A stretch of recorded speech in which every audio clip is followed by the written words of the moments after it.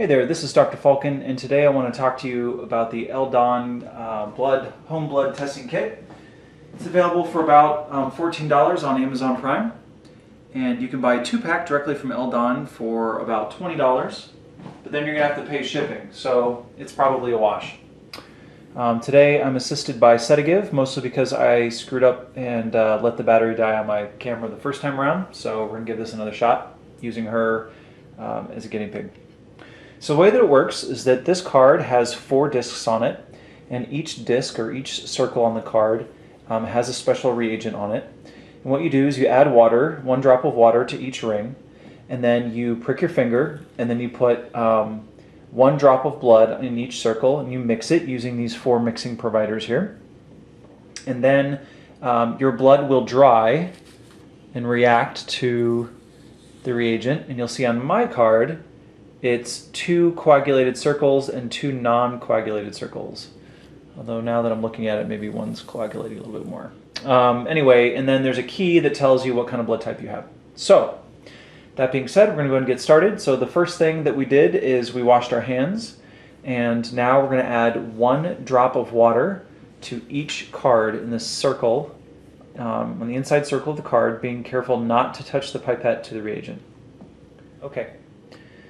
Now we've already removed the safety to the lancet, and so that's the next thing you do, and then you swab your fingertip that you're going to use. The directions recommend using your ring finger and then piercing the side closest to your pinky.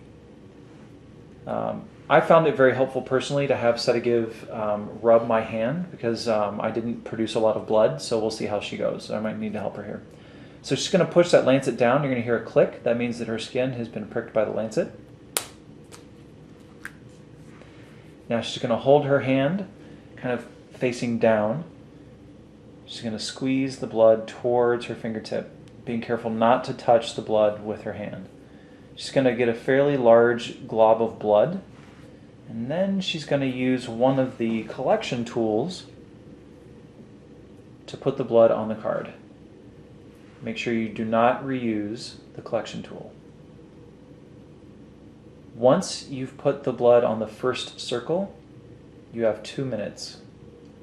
You also should be careful not to touch your finger to the tool. Only try to get the blood on the tool. So that's a nice drop. All right. So now that you've got all 4 blood samples, you use each stick in its own circle. So it's important that you do not use the stick on more than 1 circle. 1 stick per circle.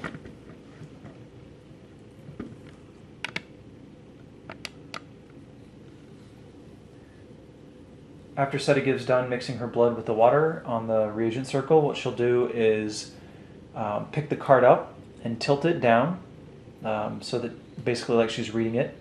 And what's going to happen there is that the blood is going to start to travel to the bottom of the card. After 10 seconds, she's going to tilt it the opposite direction. After 10 seconds, she's going to rotate it one direction. After 10 seconds, she's going to flip it upside or to the other direction. All right, so here she goes.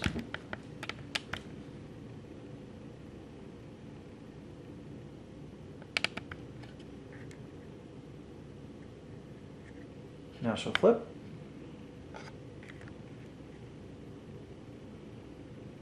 And I don't think it really matters. She did the same thing I did, wherein you're supposed to flip it to opposite sides as opposed to rotate it. You can rotate it again.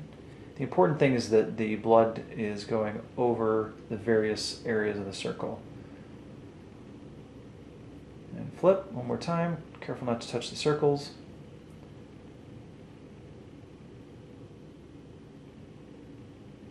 That's probably good. Go ahead and set it back down. And now when the blood dries, you can put a provided sheet that kind of protects your sample. Just in looking at the key here, we've got